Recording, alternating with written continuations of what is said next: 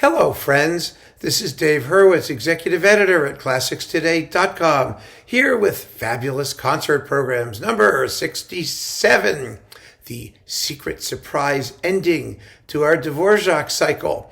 The feature work, well, there are two of them, but the feature work on the second half of the program is Dvořák's trilogy of concert overtures, In Nature's Realm, Carnival, and Othello. Now, originally, these were called Nature, Life, and Love, and they were conceived as a set to be played together, but they never were. Dvořák broke them up and gave them individual titles later on. Perhaps he thought that the concept was a little bit too experimental. You know, Dvořák at this point in his career was known as a classicizing romantic, as was Brahms, a symphonist and composer of chamber music primarily. But he also had written a bazillion very, very good operas. Actually, a lot of them are quite wonderful. And other works that were not so easy to categorize. And these three overtures were one of those. They were actually edited for publication by Brahms, one of whose great joys was editing Dvořák's music for his publisher Simrock. And these were late works by Dvořák. They are predecessors of the great tone poems on Czech folk legends. So I particularly enjoy, hearing these things, and I think they actually go rather well together. Of course, had there been a slow, gloomy, droopy one, you very might well call this a symphony based on tone poems, much as Sibelius wrote in his Lemminkainen legends, a bunch of tone poems which were also broken up into individual works, but which go together to form a symphony. But whether you call it a symphony or don't call it a symphony, it doesn't really matter. They do belong together because they all share the same theme, the same motive, which is da-dum, da-dum, ya-da-da-da-da-da-dum, something like that. That's the main tune of In Nature's Realm.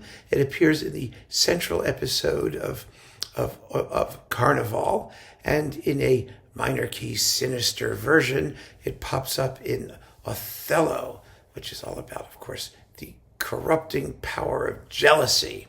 And really, they're marvelous, but hard to program as a set.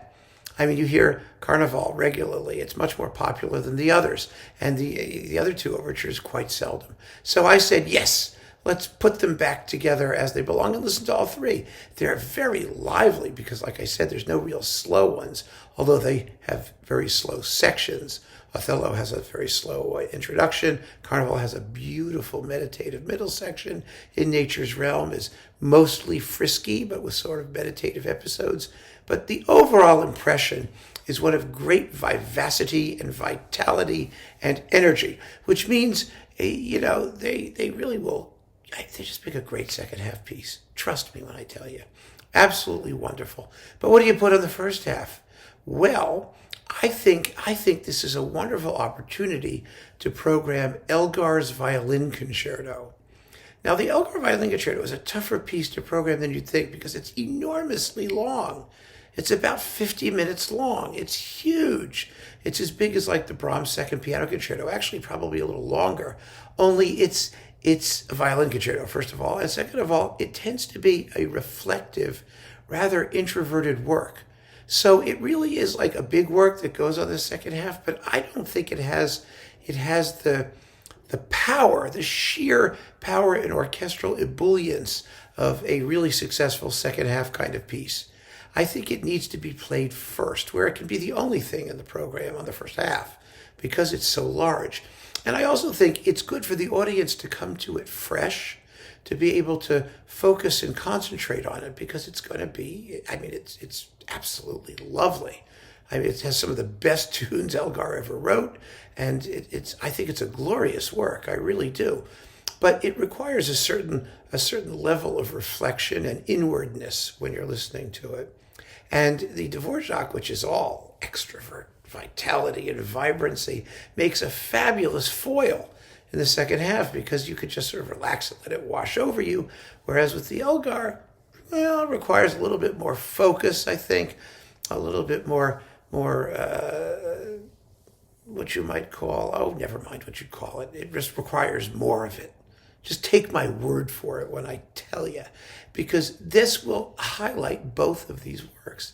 And the interesting thing is that, Elgar knew Dvorak. He played in the orchestra under Dvorak. He knew Dvorak's works. He was heavily influenced by Dvorak as a composer, particularly in terms of orchestral coloration and sound. And so it makes a wonderful kind of effective pairing. To put Elgar with Dvorak, it doesn't sound like one's derivative of the other in any way. But they fit. They go well. And I think that as a little bonus to our programs of all the Dvorak symphonies, we should definitely find a way to do Nature, Life, and Love. And if it lets us do this magnificent concerto at the same time, we have a win-win program. Get a crack violinist, and you're in business, a program that many will love and pay to see, even though it'll never happen in real life, but you can do it at home. And I urge you to do so. So keep on listening, friends. Thanks so much for joining me. Take care.